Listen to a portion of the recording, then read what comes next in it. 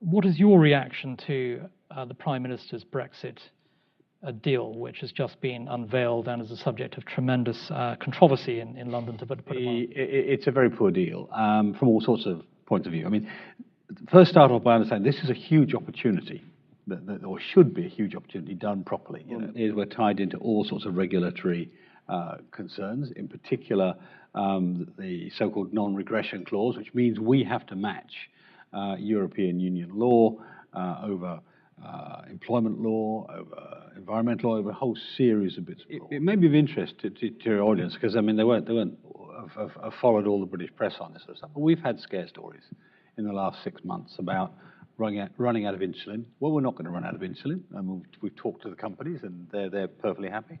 Of running out of food, it's vaguely ridiculous. What's your view of this deal that the Prime Minister is offering? Oh, it is just so bad, it cannot be allowed to proceed.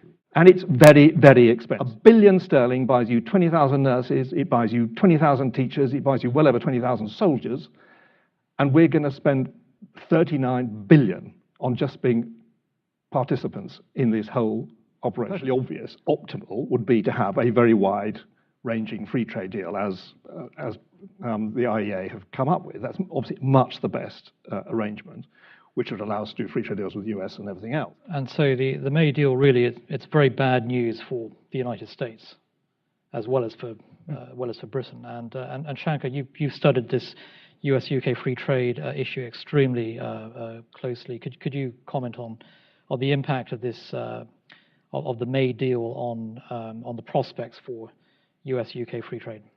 Well, I think you said to David, does it make it impossible? I think it does make it impossible. We will not be able to get anything. We will not be able to get any of those unless we are able to have maximum control over our tariff schedules and maximum regulatory autonomy. And if we don't have either of those, and this deal takes both of those away, then the US will rightly turn around and say, well, you're just a mini version of the EU and you're not very interesting.